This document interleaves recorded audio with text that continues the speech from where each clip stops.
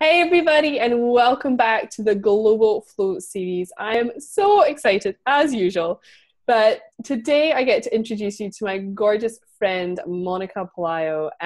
Welcome, Monica. Thank you. Thank you for the gorgeous part. Of course, of course. Now, I love introducing people like you because I know you. I've met you in person twice now, once in Paris, once in Bali, and I just love that, we can continue this conversation. And I've done some work with you because you're awesome. So I just really wanted everybody to meet you and to get to know you a little bit. So I'm going to read your official bio/introduction, and because you're very modest and we've had to get this from you, but I'm going to read it. Monica has been a student of A Course in Miracles for over 2 decades and found the work of the shadow through the brilliant work of Debbie Ford. She became a certified integrative life coach and was personally trained by Debbie. She found out that our biggest gifts have been darkened by our rejection to our own shadows, and we have been missing out from extraordinary gifts that we are here to give. Her mission is to experience one's whole self and be free from the blocks that keep us from embracing our brilliance by finding the gold behind the shadow. She believes that our mission in life is to become whole again. She's the founder of the Freedom to Be Me retreat and course. Yay! Love it. Thank you, my dear. Thank you. I mean, all of this, I already just want to dive straight in, but can you just tell us a little bit more about you and how you found maybe A Course in Miracles or Debbie, or I don't know, whatever you want to share. How did I get started? Well, first of all, I'm so honored and I'm so grateful. And, I'm such a fan of you and your work and how you really flow with what you say. And you're so in integrity in so many things. And just want to thank you for considering me for this. Of course. Thank you. Your baby that you're putting out there in the world. So I'm really, really honored. So this whole thing started because, when I was about 10 years old, when I was 4, my dad died. When I was 10, my mom had a brain tumor. And she had about 6 months to live. That's what they said. So, but my mom had just had a baby, and then her partner left. And so it was a telenovela. And so we kind of grew up like that, my sister and me and the baby, Adrian. She was sick when she had the baby, so they thought the baby was going to come out sick or, might die or whatever. So I kind of grew up with all this information when I was 10 years old. And then by 16, 17, I went into this depression, and I was always thinking that I wanted to die. I always felt like I wanted to go home. And I knew it wasn't here, right? I always felt that there was something wrong with me for thinking that way, that I wanted to go home. And so long story short, by 18, so I tried to commit suicide twice. But I never really had the courage to do it, thank God. Yeah. And so fear became, in a way, my savior in so many ways. And so then I went back to California. I was born in California, but we lived in Mexico when my mom was sick, and then we came back. And a friend of mine, this new friend of mine came, her name's Tiana Kwan. She passed away already, but she gave me the book Return to Love by Marianne Williamson. And this was, I was 19. Wow. So that 21 years ago, I don't know, 22. And you don't look your age, so we'll just, So let's distract people. So she gave me that book, and it totally changed my life. It totally changed my life. And then I met Marianne. It took me 7 times to be able to thank her. Every time I saw her, I was like, she's like, hey, Mom. She already knew my name, and she already knew who I was. I was like, what did I say? And because it was just, it was so hard for me to thank her. So I always met her again and again. And I was always in the background in her workshops, and I started getting more involved with people in the Course of Miracles. And then I started, really learning from her, and she became my mentor. And then later on, we have a friend in common that said, Monica, you should really talk about this stuff. You should do this and whatever. And I said, you know what? I've been looking into becoming a coach in that time where like coaching wasn't this popular. It was more like, who, what? Everybody's like, ew, what was that? It's almost like discussing like coaching life. Why would you have to coach life? And she's like, he said, I have a friend, Debbie Ford, that does weekends, shadow process weekends and all this stuff. And I'm like, shadow? I'm like, I'm trying to run away from that. I do the course because it's so light. Well, kind of, but it's like the light, right? It's all about we're spirit and remembering, who we really are. And we're spirits, in this human body and experiencing humanity. And then, and everything is a dream. And then the shadow is all about embrace your humanity, embrace your shit, embrace the things you hate, embrace it. I'm like, ew, gross. No, I'm not going to do that. So I went for that weekend. And even though it was never something I felt drawn to as inspiring, but it was something that I felt pushed to do in a way. I didn't want to be so fearful. And, I hated fear. I felt fear was horrible to me. And because of it, it's like my body shakes. I hated it. And I hated bitchy people. And I didn't know I did. And so that's where I found out, that me not embracing the bitch within me, I was walked over all the time. And then I understood that fear saved my life and keeps saving my life, because if it was for me, jump out of a building, and want to fly, right? So fear is what brings a little bit of common sense living in this human body and in this world. And then after that, I started creating kind of my own way of seeing the shadow. What I realized is then when you put a light in the shadow, I realized that we named it like, the bitch. When I started talking to this part of myself and put a light on it and love it and embrace it, she was able to let me know, hey, Mon, you can call me a bitch. People can call me a bitch, but I am the one that will hold this spirit that you have. I'm the one that's going to not let anybody come in and, trash your home.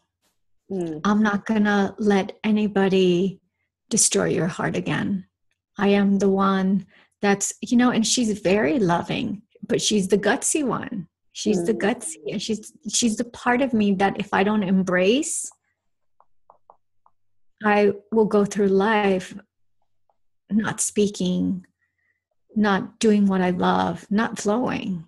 Right now that we're talking about flow, it's the one that, pushes what you don't need or helps you throw in the trash what's blocking you to keep on moving forward. So everybody has their own gifts behind the shadow. That's why I always talk about finding the gold behind the shadow. And at the end, you realize that, and I think that's, a lot of people maybe that work with the shadow might disagree with me, that there's really no shadow. It's in the shadow because we named it something that triggers us.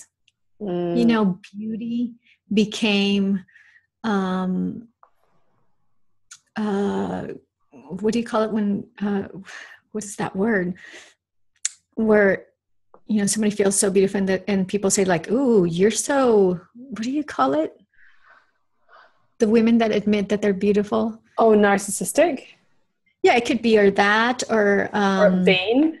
Vain. Yes. It's like, ooh, how vain, and I always tell this to people, it's, it's so, this human thing is just so funny because we grow up as kids, and you might know that, this, Joanna, when we're little and all your aunts and, your mom's friends and whatever, they're like, oh, she's so pretty. She's so pretty. Oh, Joanne's so pretty. It's such a, and then later on you figure out that it's not so good when somebody says, oh, you're so smart. And you're like, and I'm pretty too. Right. Because because everybody told you and it was a good thing and it was fabulous. And it's like, well, don't be so conceited or that is vain.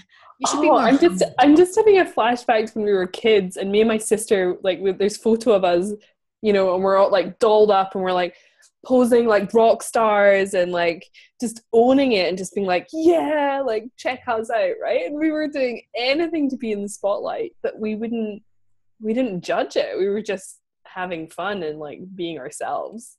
Yeah, and we've heard that that's a good thing, right? We hear people saying like, wow, what you said, own it. We talk about it all the time. We talk about own it, speak up, do this.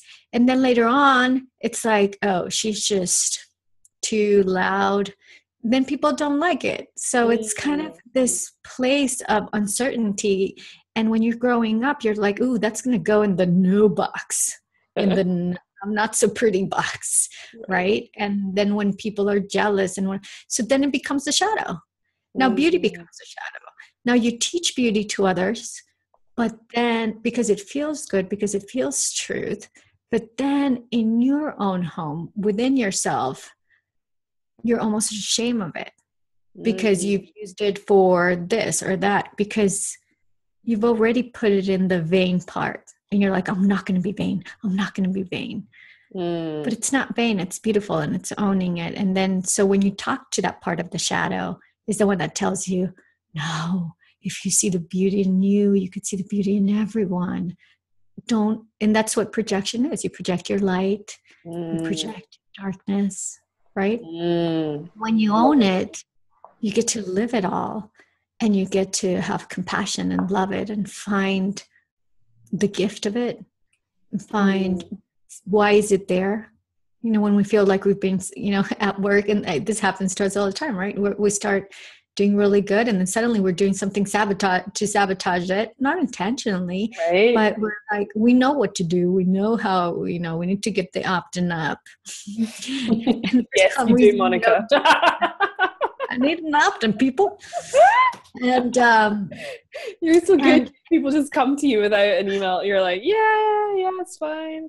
I know it's so bad, but then you have to see like, what is that part of me wanting to tell me, right? What is it? Truth. What am I? Am I coming in full in my truth in this area or in this area? So these shadows, it seems like they're really kind of screwing us up and holding the flow, and they are, because they're not in the light. We need to put those shadows in the light so we can flow, we can move forward, so we can really go with the rhythm of life. Yeah. So it's perfect moment to ask you my one question. What does flow mean to you before we talk a little bit more about this other stuff?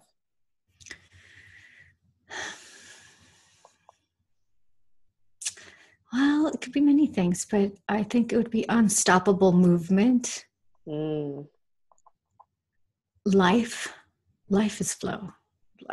Everything, a baby, the trees, nature, that's flow. It's the truth. It moves. It doesn't matter what you do to it. It won't stop moving forward. For a while you could stop it. It's the water that goes down. And you have all these rocks. So it might stop it for a minute. But if the water keeps growing, because life keeps growing, it's going to break that through. So for me, that's flow. Beautiful. So just to back up for 1 second, if people don't know what the shadow is, and we've talked a little bit about it, but can you tell us a little bit more about what it? So we've touched on a few of the sort of ways it might show up, but what is it exactly?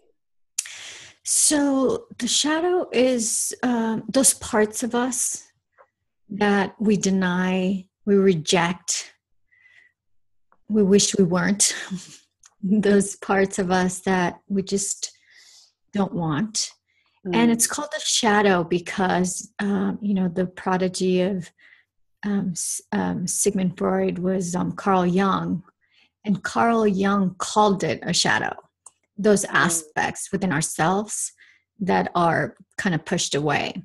So, he explored the humanity. And, it says my internet. Am I still here or am I frozen? You're still good. You're still good. Okay, good. So what they were studying is that as human beings, we have all aspects of everything as human. We have, we just don't develop them, but we have them all. So it's like the microcosm of the macrocosm, right? Like we have it all. And, but some things we have more developed, some things we don't. And some things are used the way they're, I don't want to say should be used, but the way in a way that doesn't harm people. Sometimes we use it in a way where it harms ourselves and people.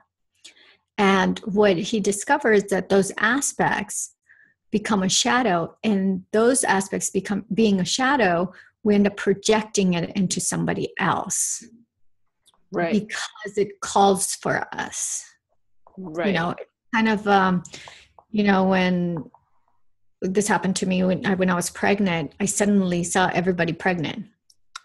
Yes. So it's not that, it's just you're pregnant and you're like, wow, that's pregnant. I'm like, wow, we were busy all at the same time. But because you kind of pay attention, you're attracted, like that part of you is like, oh, it's always looking for that in an unconscious level and sometimes in a conscious level. That's why, when you talk, I know you talk a lot about mindset and you talk about the law of attraction and all that stuff since I know you, and it's all about that. It's about recognizing an aspect in yourself to being able to see it out there. And also when you don't recognize it, when you don't want to recognize it, you recognize it in another person as strongly. Yes. It's funny when you were starting to talk about the parts of us we deny and we reject and we wish we weren't. And I had this flash into my mind that I left Scotland when I was 23, moved to Bermuda, and then I left there and I traveled around the world and I went to Australia. And then I would get to the next place and I'd be like, are you still here? I was like, shit, I'm still here. This is annoying. And it's terrible. Yeah. I was like, oh, crap. And I heard a quote recently and it was like, geography doesn't solve your problems or something like that. And I was like, yeah, oh, wow. And I didn't know. You're going. Right? I didn't want to face the shadowy side. I just didn't want to know. I was in denial almost. And I was like, oh, if I just keep moving, maybe I don't have to deal with it. Yeah. And also it happens when learning stuff too, and it happens to me, and that's why, I don't, this whole, we study this and then we study this and then we study this and when we're, hoping that we're going to feel different. But any study we choose, it's always going to take us back and it's always going to say, if it's not the shadow, it's it's going to be the light. But one of those is going to move us back to our truth and to our acceptance and to acceptance of the other. If we don't accept, it's very hard to flow. Yes. Okay. Let me just write that down. So it's really hard to live, right? If flow for me is life. So it's kind of the acceptance, but it's hard to accept certain aspects of ourselves or in other people that have harmed us. Of course, it's hard to accept it. But when you get to speak to it, when you get to speak with that part of you that really wants to be heard, that has really been in control or of your past or of your present right now, it's because it has something really important to do. And here's the thing, Joanna, this thing comes up and more in our communities because just think about, when the sun is hitting really strongly, that's where we can really see our shadows. So even though people use courses and books and whatever to kind of escape the shadow, the funny part of this is that they're going to be able to see it even more, because the more you're in the light, the more it's harder for you to hide your shadows. And that's why, people think they grow because of the courses or the book they read and whatever. They do, but mostly because that book and that course pushed you to really embrace that part of you and see the truth of it, that it wasn't a shadow, that it is a light, and that you got to own it. Oh, I love that. Yeah, I love that. So great. I love that you kind of you mentioned our community, and I'd love to talk to you a little bit about this, because I think it's something that, it's like a shadow of the industry. People don't talk about, some of the stuff that goes on. It's all behind the scenes and secret squirrels, and everything's all shiny on the outside. And then you get into the industry and you're like, nobody told me I'd have to like deal with a difficult client, or, all of these kind of things, or deal with PayPal, or deal with, restricting my like money, or, some girls have fault, like all this stuff. Can you talk a little bit about how the shadow shows up in business, maybe in our own businesses, not your, like, in general, but like how it shows up as well in the industry in general? As you know, in our industry, we talk about how to live a better life, how to live the life of your dreams, right? And I think one of the things right now that we're at, it's the acceptance that the more whole we are, the more that we can really hold the space for other people to live that way, right? So what I've noticed is this whole thing of just showing like our certifications, what we know, our knowledge, right? Our knowledge, our this and whatever, and the ways we call it medicine, right? The medicine that we have for people. And it could be the medicine of, meditation, a medicine of affirmations, or change in perception. And we all have different medicines, the medicines that have helped us, right? And that has woken us up and made us feel this feeling of beauty and life, and we want to share it, because that's, I think that's our biggest passion, right? It's just like, I won the lottery, it's like, buy the ticket, right? And I feel like in our communities, there's the embracing, and it's not because I do it, that's why I love what I do, because I feel the embracing the shadow part is the one that makes us whole. And it's just, you're just sharing half of it. So you share like, oh, this wonderful life and coaching, whatever. And, now the clients are going, yeah, but no, it doesn't work that way. No, it doesn't, because there is that other part that could be seen as a darkness or a door closing.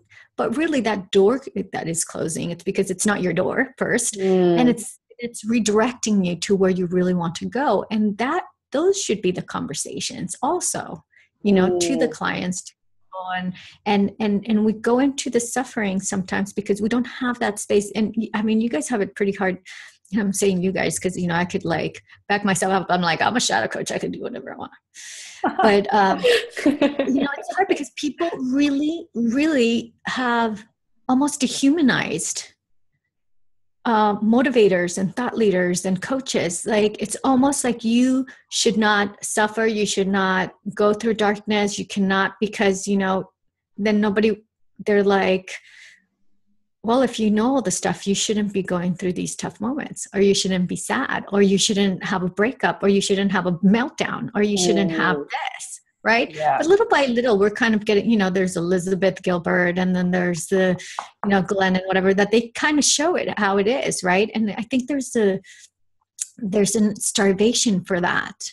Sometimes I feel, I don't know what I feel when I see, for example, somebody does a weekend retreat on speaking, first time. Right. And then they put on their website, I can coach you on to be an awesome speaker and do this and whatever, because they did a weekend.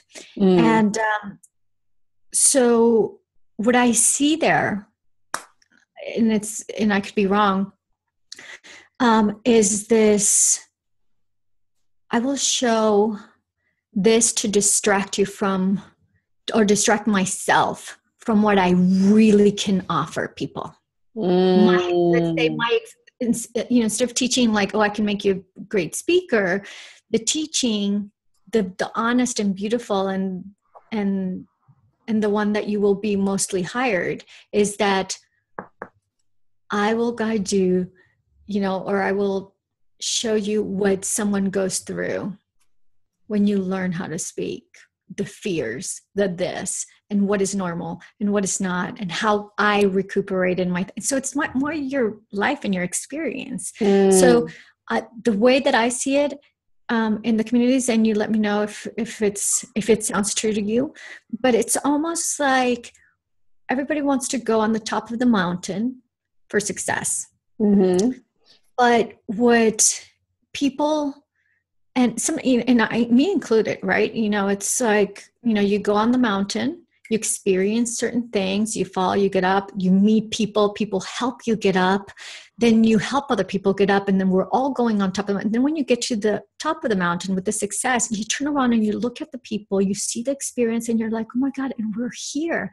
And now you experience the top of the mountain, the success, in a whole different way. It's not you being up there, it's you being up there with everything that you learn, and the people that you've loved, and the tears that you shed when you lost people on the way there. And then that's what true success is. But we live in this place right now when you're like in the middle of the mountain and you're like, oh God, I wish I could have a helicopter that could take me there. Right. And it's like, you could have a helicopter and could take you there, and you're like, oh, success. Oh, yay. And then you look at everybody and you're like, oh, losers. But you would not, I'm not saying we would do that. I mean, I'm sure we would be like, hey, everybody come up and whatever, right? Actually, I did something like that. But anyway, go on. So, but we don't get to experience that whole, because you could go on, like I said, helicopter and go up there and go, yay, success, right?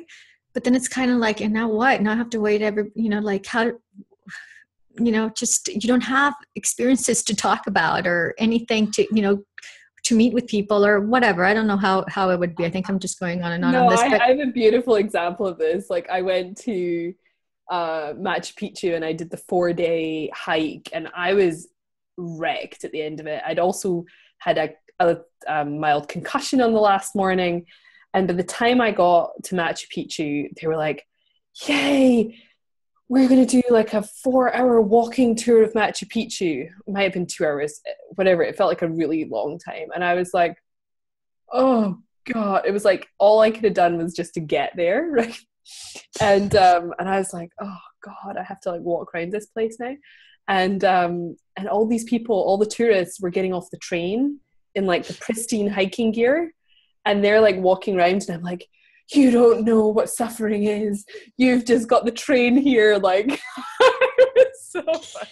I was like judging all them because they just got the train to Machu Picchu. And I was like, for me, it was like this achievement and the journey of getting there. And they just got the train up. And I was just like, oh, you like people that just got the train. But I think it's the overcoming.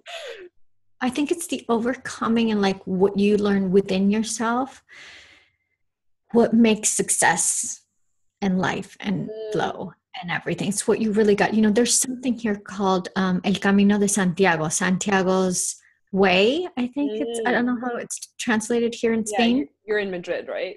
Yeah, I'm in Madrid. Yeah. But this whole Camino de Santiago, it goes all the way to France, and it's about Santiago the Saint walking all this way. And a lot of people do the 5 days. You could do the months, and you could do the few hours, right? I'm like flirting with the few hours thing. But a lot of friends, and there's people that wrote books about it, and I mean, it's just huge, because in the walk they get tired, they fall, then they start crying, and there's nobody there, and then somebody comes and show up, and it's like your whole life in one day or 5 days or whatever. And there's no places where you can stop. You know, there's a few like little, I don't want to call it hotels, but like where you could sleep. And it's kind of breaking almost. It's a moment of breaking, and it's the way you handle when you're scared or when you break, and it's the whole experience. That's why they call it, you know, Camino De Santiago, because it's such a spiritual thing. And I'm like, I don't know, I prefer I'll meditate if you want, but you know, I could see, because it's beautiful around there. And I think that when we let ourselves in our head, we need to let all that stuff out in our head, all the darkness, all the shadows, all the conversations. You can cry, and then you're going to overcome it. You're going to overcome it. There's no other distraction. So that's why it's such a great, you know, thing to do, because, you know, you can't grab a phone, you know, you could take it, there's no reception anywhere, and you can't, you know, distract yourself and put more information. You're going to have to hear yourself. And that is freaking crazy thing to do. I mean, sometimes at night when you can't sleep, right? You're like, oh, can you just quiet for a little bit? Could you imagine a whole walk on that, right? Days or months. Yeah. I had never thought of it like that, but yeah, it makes sense. Yeah, and I think we distract ourselves with so much information, with so much knowledge, with so much this, and it's like, you know, I always tell people, you know, I kind of remind myself, and that's why, you know, I kind of don't tell people. I should totally embrace my shadow in there. I feel like, you know, in those, I don't know if you remember in those movies in New York where the guy would open his what do you call it? Like for the flasher? Like a Macintosh? So it's kind of like the flasher, right? Yeah. But this one, they would be closed, and they would, you know, come up to you, and they're like, "Oh, what do you want? I got watches. I got this. I got this." Right. And like all this thing to sell you, and they're like, "And I got a car behind." So I kind of feel like as coaches, we've become that, right? And it's like, "Oh, I'll sell you whatever you want," right? You know, it's like, "Oh, you open the thing, and you're like, I got Reiki, I got this, I got shadow, I got some miracle." Right. I got family constellation therapy. I'm all this stuff, right? So I'm like, okay, so I really need to embrace all of them, overcome everything, and then I'll be like, I just can offer this, right? You know, and then you can bring all the tools. But for me, that's kind of the thing right now that's going on. It's like, you know, it's all about healing everybody and giving them everything what they do, but we kind of forget, you know, like, have I overcome this, right? Like, have I taken it in? Can I go out and say, after all this walks in Machu Picchu, of overcoming this tears, or, you know, this pain, this surviving, you know, like, we're survivors. And we don't focus on that. We don't focus on, you know, going back and saying, oh man, you've gone through so much. Without that the story of the okay, so what it looks good on paper, right? Because I could say, you know, my mom died by this, and everybody's like, oh, bless your heart. But that wasn't the hardest part. The hardest part is the way I took it, and the best part is how I overcome it all the time, every day. You know, and how I believe that these moments, like this moment's you and me right now, like, think about it. I'm in Madrid. You're in Australia. Who knows where people are watching?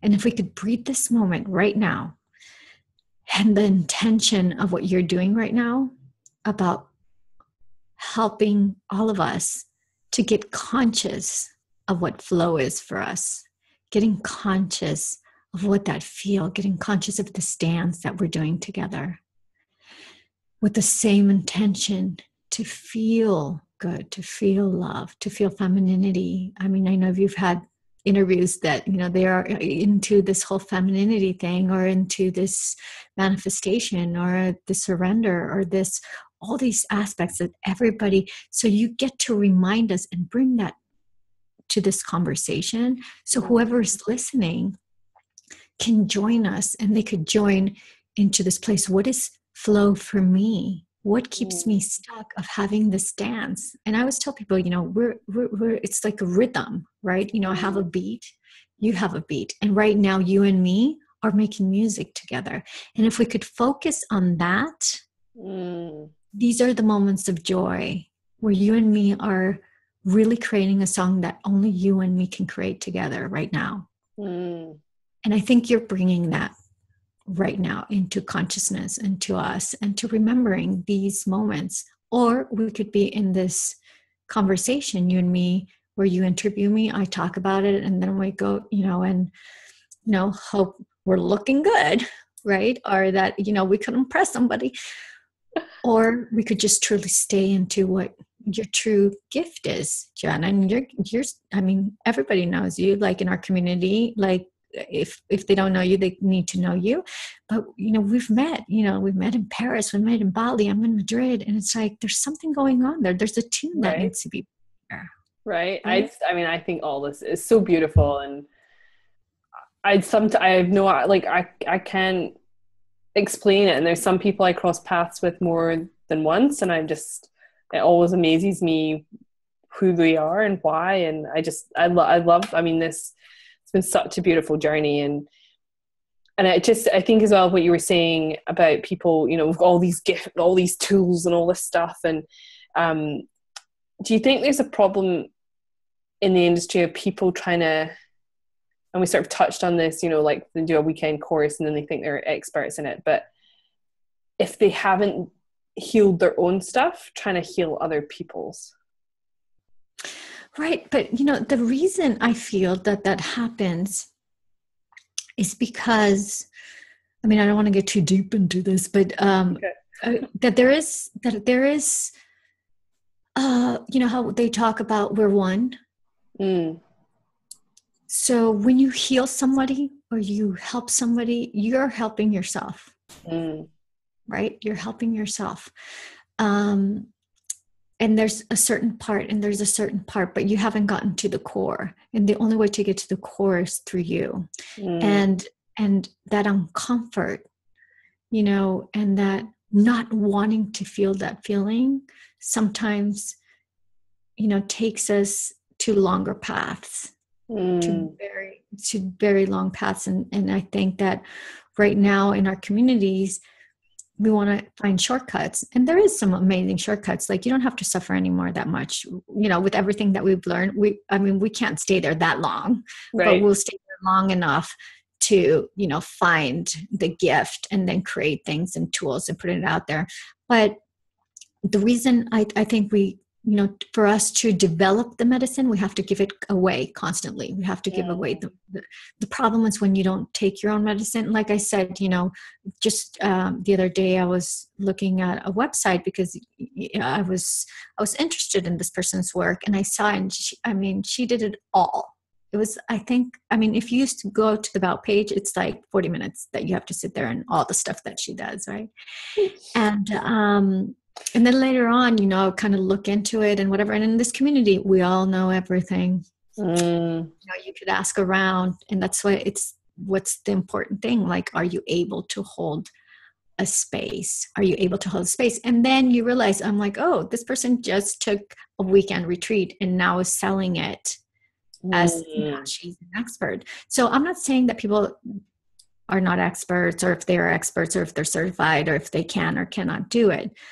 I just feel that if you're a coach, you should be coached first for a while. Absolutely. And there's a lot of people that have never been coached. Teaching you how to do something, helping people to sell their products is not being coached. That's just a course. Yes. But we need to be coached if you're going to be a coach. For me, it's like 13 years. I'm still being coached. I'm not saying I'm just saying that I'm slower and I need to experience it constantly. I don't think it ever ends though. I think this is part of the myth as well of this industry is that there's a destination. I got Rolfed today by my dude. I've been a few times and he's 60 plus and we were just talking about it today. He's super spiritual and he was just like, he was saying to me, it was like, it never ends. He's still learning. He's still going through these cycles and stuff comes up. And he's like, and I think, we're like, people are looking for that quick fix and they're like, okay, so I'm going to feel this like pain about this one thing, this one time. And then I'm good. I'm pretty healed. Yeah, and that's this whole thing that I keep talking about. And I kind of sound like a broken record in my interviews, but when did this whole not being human thing started? It's like, okay, we're spiritual people. And that was that was good when, James Van Praagh said it or Brian Weiss said it. We don't know who said it first. But, that we got it and we're like, wow, we are spiritual people, right? We're spiritual beings in a human body, right? And experiencing humanity. And I'm like, wow, that was good news. But then there was like the switch of, so I'm not human because I'm a spirit. No, your spirit's right now in this place. Maybe not. Maybe to a certain degree it's not, and we're dreaming it or whatever it is. But we are feeling something. And if this feeling can get better, and it could feel less harsh because, or this could be the best time of our life, or it could be the worst time of our life. So let's make it kind of a happy dream, right? Let's kind of make it happy. And I don't believe that there's a destination either. I do believe, in what I said, in the moments of joy, in the moments of love and connection, and I think if we ask ourselves, why is the reason we do the courses? Why is the reason we do this? And it's for these moments. For these moments, there's not one thing, and it's like we're happy and that's it. No, it's for these moments. That's why gratitude is so big, and that's why gratitude is magical and powerful. And I don't know why it takes this, I'm like, why didn't I do this every day? When you're grateful, when you wake up and like, I'm grateful for this. I'm great. And it shifts, when you say a prayer, it shifts. But now we know so much and you're like, oh, should I say prayer? Should I say an affirmation? And then you end up like, maybe I should journal about it or meditate or right. We're like, it's funny. I think there's so much and we get confused and then we end up doing nothing, or, it's definitely overwhelming. There's a lot of information coming at you from all these different angles. And I think the other beautiful thing, I sort of sometimes talk about it as Pandora's box. I feel like I've opened something and I will never know everything there is to know in this world or in this space, right? Like, and so you've become this eternal student, which is beautiful. But the other shadowy side of all of this. But hold on, before you go to that place, I just kind of want to tell you about that this whole thing about you need to know yourself. You need to know yourself. And I'm like, how can we know ourselves if we're constantly expanding? The universe is expanding. Life is expanding. Love is expanding. It's an evolution constantly. So it's like, maybe I get to connect to how I am in this moment, this human that I woke up this morning. Because tomorrow you could be you could be experiencing. And I think that's why we're connected with the universe and we could get into different worlds, right? It's not getting so woo, but different worlds of, if it's your children or yourself or it's just everything has like this, its own reality and it's all energy and fields. And it's, get to know yourself really means to like get to see how you're expanding, experience this creativity. But I think the moment that you get to know yourself, and it's like, great, I knew myself how I was today. Now tomorrow I'm going to know myself how am I tomorrow. And sometimes we filter people, our partners, our husbands or our wives or whatever, we're like, I know you. And they could, they did something really bad and you're going to hold it and you're going to filter it and they could win the Nobel Prize. And you're like, yeah, but I know who you really are, right? Like we don't know who people are. Yeah. We don't know who we are because we're in constant expansion. That's kind of my take to it. Yeah, I love that. We're in constant, I love it. So I was just going to ask the sort of flip. So we talked a little bit about, people doing a weekend course and then thinking they're experts. And I'm very much in I have a couple of viewpoints about this. One is that if you're doing anything like that, I think you should be qualified to do it. But at the same time, there's a piece of, on the flip side, I think people don't start soon enough either, right? So there's part of me that respects people that go out and do a course and then decide to teach because they're pretty confident. But on the flip side, there's the people that feel like a fraud or an imposter and just because never quite get there. So it's almost, do you see that as like an opposite? And how does, I think I've known people that have, like I said, all these certifications, and then I've seen people that don't even have certifications, and they're just so wise in that area that they talk about. And people just want to go to their house and tell us more, right? And they don't even have a website up or whatever. And that's how a lot of us started. Like, we didn't think we wanted to do this because, me, I'm such a, social media introvert and everything introvert. And then a lot of people think I'm very extroverted, but no, I'm not. And when you have something and you really work on it on yourself, that is very interesting for the kind of people that are going to follow you. And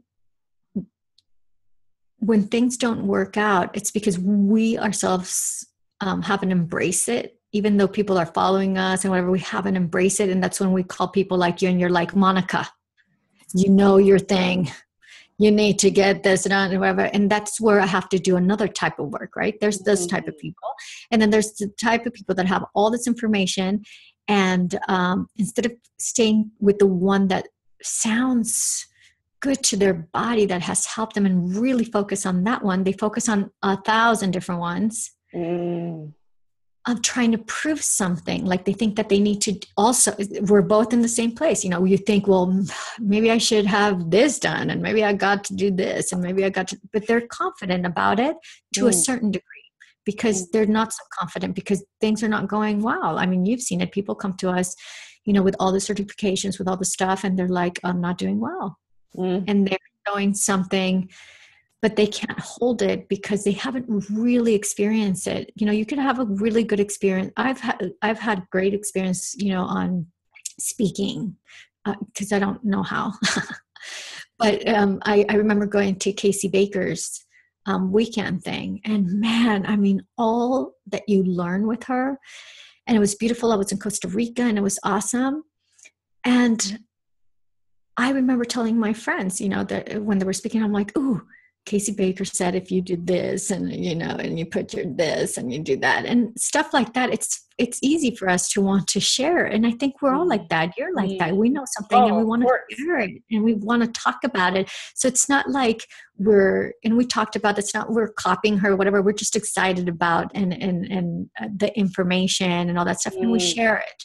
For me, what's a problem right now is that when you don't really own it yourself. You didn't, so you learned this, but then you created something new with that, and you owned it, and you're passionate, and you love it, and you use it every day and whatever, and then you're gonna go ahead and do it. Absolutely. Yes. You've done it. Yeah. It's like, it's not because it felt good and now I could pass the information. No, it needs to feel, you need to live it. You need to cry it and then wake up and have shadowy stuff on it and then do this and whatever.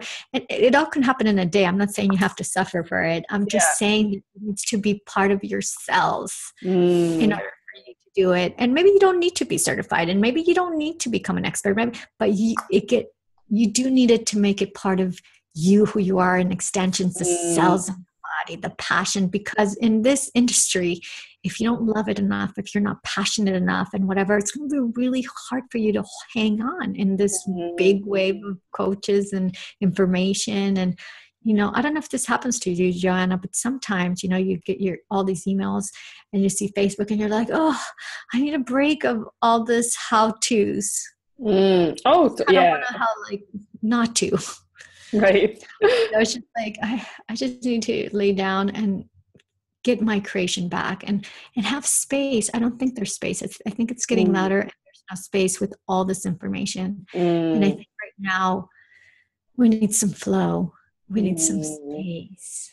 We need Absolutely. to, yeah. It's funny you said that. I was in this doing a goddess workshop, and we're sort of working with the energies, and I'm going away to do another one this weekend, and I got this like download from one of the goddesses. It was spooky, with an idea for my business and shift in things, and she even gave me my branding in this moment of clarity that I had within this space. And then she came with a warning.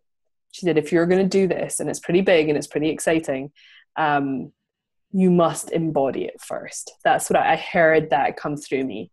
And I was like, okay, noted. Right. And now you're going to have to discover, what does that mean? Yeah. What does that mean to me? And then how long do I wait to make sure feel like I'm embodied and all the rest of it. But it was a powerful I heard the warning, and it's a bit like that. Like I could run off and create it tomorrow, but it wouldn't be right yet. It wouldn't let you. It wouldn't work. That's what the shadow does. Right? The shadow says, do this, but I'm not going to let you move forward until you don't make it as passionate. Why do people come to me and say, I want to work on my shadow because I know how to sell, I know how to make money, I know how to do all this stuff, but I'm not making money. What is going on, sister? And I'm like, well, let's ask the shadow. And the shadow says, the shadow is the part of you that says, that is not your truth. Don't go teach it. I will not let you be successful on this until you don't move forward in the truth of it, which is the embodiment, the feeling, the really connecting it, right? Yeah. Or you can call it, or the spirit feeling it, or the cells feeling it, however you want to call it. And that's why we dance, right? The femininity, it's all about like really holding a space, really loving it so much, when that you don't even need to talk. You could just touch somebody, like literally. I'm not touching all over, but like you could just put, your hand in their head and they're like, God, I feel so good. Right? It's our energy, I think. Our truth, what really helps people. This. At the end, you're with a client and then you finish and you're like, wow, I sounded so smart. I did a few of those. Where did that come from? Like, I know. No. Like, it's amazing. Yeah. I love it. And I could sit and talk to you all evening because it fascinates me. This stuff fascinates me and I love it. But I'm just very aware of everybody's time, and we'll just, anyway. So I just want to wrap this up. And you said, now I want everybody to know where they can find you. And your website is Monica Pelayo, Monica Pelayo.com.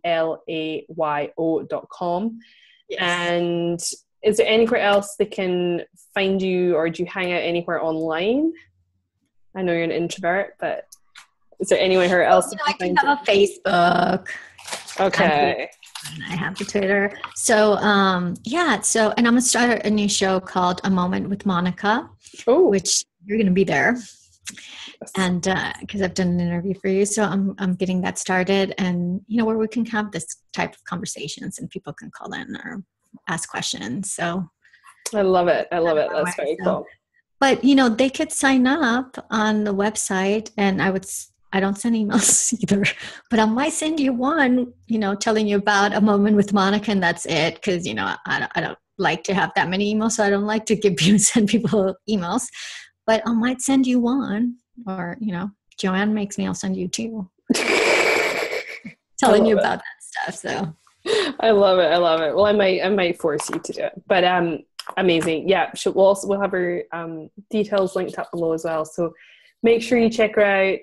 Very cool stuff. And I just want to thank you so much for being here. Thank you for all of this wisdom, and it's been really.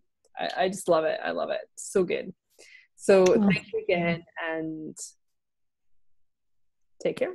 We'll see you soon. Yeah. Love you, sister. Bye.